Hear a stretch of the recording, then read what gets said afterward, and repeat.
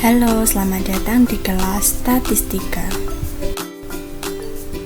Pada pembelajaran kali ini, kita akan belajar tentang statistika. Sebelumnya, perkenalkan, nama saya Kak Hana dan ini adalah si Robo. Penasaran kan apa itu statistika? Bagaimana sih bentuknya? Apa aja sih yang dibahas? Dan manfaat setelah mempelajarinya apa sih? Kepoin yuk. Kak Hana punya dua kata nih, yaitu yang pertama adalah statistika dan yang kedua adalah statistik. Si Robo mau tanya nih, apa sih perbedaan antara statistika dan statistik? Apakah sama atau beda ya? Di sini Robo akan menjelaskan nih perbedaan antara statistika dan statistik. Nah, untuk statistika adalah ilmu yang mempelajari bagaimana data atau angka dikumpulkan, diolah, dan dianalisis untuk menghasilkan sebuah informasi yang bisa digunakan dalam mengambil keputusan. Sedangkan statistik adalah sebuah kumpulan data, angka, atau informasi. Nah, jadi statistika itu adalah ilmunya dan statistik adalah sebuah kumpulan datanya. Nah, di sini Kak Hana mau memperjelas yang dijelaskan oleh Robo. Statistika dan statistik itu adalah dua hal yang berbeda, tetapi sama-sama berkaitan dengan data. Oleh karena itu, sebelum membahas statistika lebih lanjut, kita pahami dulu tentang data yuk.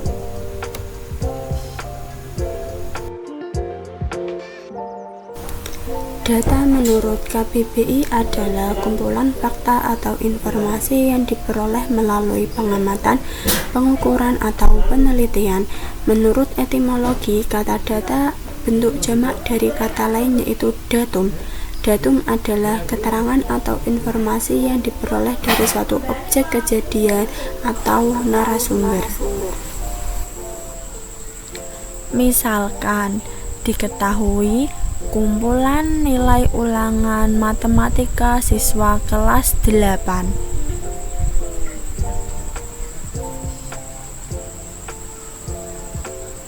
Nah, ulangan nilainya yaitu 76, 70, 50, 60, 65, 80, 88, 97. Nah, untuk nilai 88 itu termasuk dengan datum, sama halnya dengan 97, 80, 65, 60 seterusnya itu juga dinamakan dengan datum. Selanjutnya yaitu kita akan mempelajari tentang jenis-jenis data. Berdasarkan sifatnya, data itu dibagi menjadi dua. Yang pertama yaitu data kuantitatif dan yang kedua yaitu data kualitatif. Yang pertama yaitu data kuantitatif. Data kuantitatif itu berupa dengan angka ataupun juga bilangan. Nah, biasanya data kuantitatif itu diperoleh melalui pengukuran atau dengan perhitungan. Contohnya seperti data berat badan 30 siswa kelas 8A. Selanjutnya yaitu data kualitatif. Data kualitatif tidak berupa angka atau bilangan, biasanya diperoleh dari sesuatu yang diamati atau wawancara seperti warna barang, kualitas benda, dan sebagainya.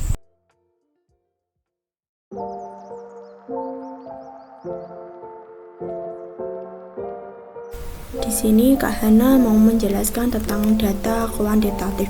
Nah, data kuantitatif itu bentuk datanya bagaimana ya? Contohnya yaitu seperti berat badan. Nah, berat badan itu pasti untuk nilainya yaitu berupa angka ataupun juga bilangan. Nah, misalkan diketahui berat badannya yaitu 34 kg. Dan berat badan Caca yaitu 55 kg, berat badan Kinan yaitu 49 kg dan seterusnya. Nah, kita tahu nih angka dari 34, 55, 49 itu termasuk dalam angka ataupun juga bilangan. Nah, data tersebut termasuk dalam data kuantitatif.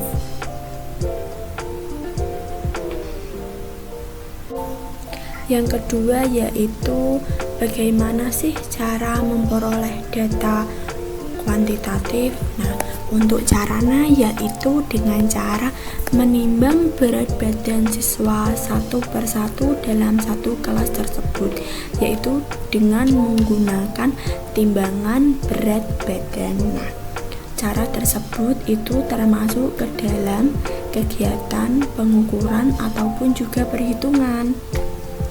Cara tersebut bisa dilakukan dengan cara menimbang berat badan siswa satu persatu dalam satu kelas tersebut. Nah, kegiatan tersebut masuk ke dalam kegiatan mengumpulkan data kuantitatif.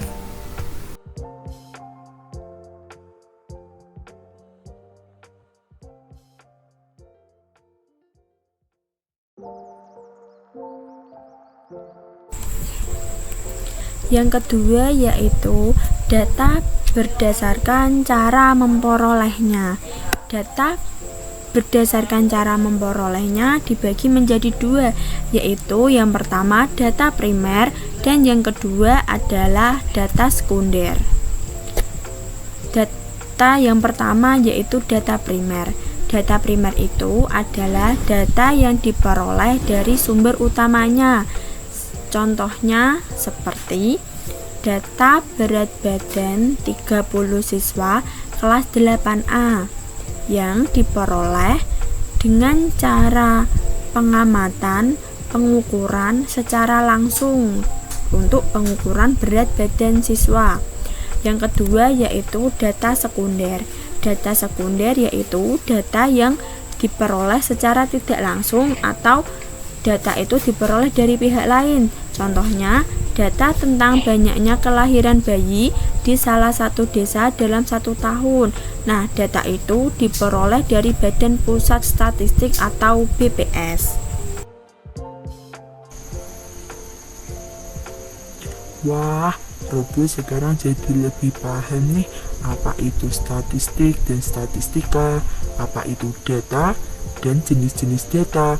Robo jadi penasaran lagi nih, dalam statistika data itu digunakan untuk apa aja ya?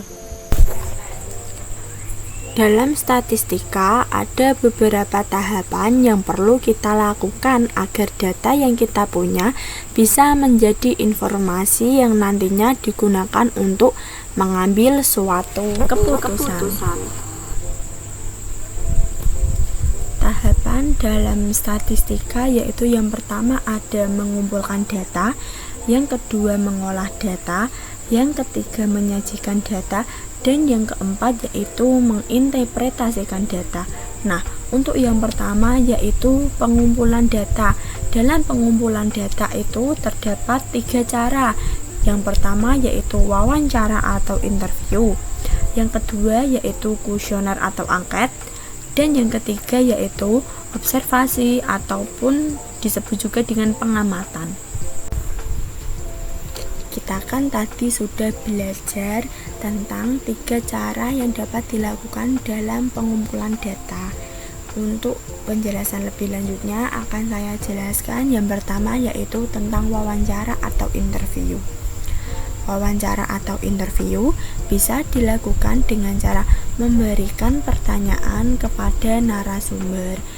Nah, narasumber itu adalah seseorang yang menjelaskan atau menjawab pertanyaan yang sudah kita berikan.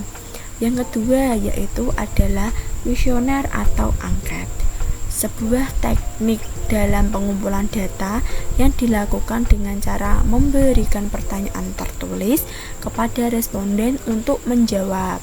Responden itu adalah orang yang kita mintai bantuan untuk menjawab pertanyaan dari pertanyaan yang sudah kita ajukan atau kita berikan. Yang ketiga yaitu observasi atau pengamatan. Observasi ini yaitu mengamati suatu barang yang bisa dilihat dalam suatu objek. Selanjutnya yaitu tahapan mengolah data. Tahapan mengolah data yaitu data atau informasi tersebut yang sudah kita peroleh dari aktivitas mengumpulkan data perlu untuk diolah, dikelola, dan diproses terlebih dahulu sehingga dapat digunakan untuk mengambil sebuah keputusan atau sebagai informasi yang bernilai.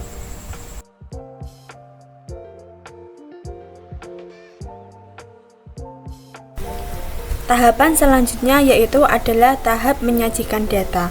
Dalam pengolahan data, agar data lebih mudah untuk dianalisis dan diinterpretasikan, lebih baiknya data disajikan dalam beberapa bentuk.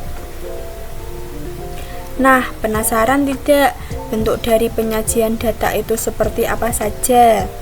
Setelah pembahasan ini selesai, yuk kita lakukan aktivitas yang ada di LKPD.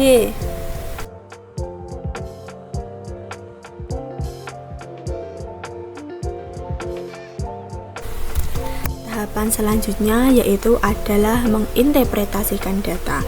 Hasil penyajian data tersebut kemudian dapat diinterpretasikan yaitu dengan menganalisisnya sehingga didapatkan hasil akhir berupa kesimpulan dari data tersebut, dapat juga berupa keputusan akhir.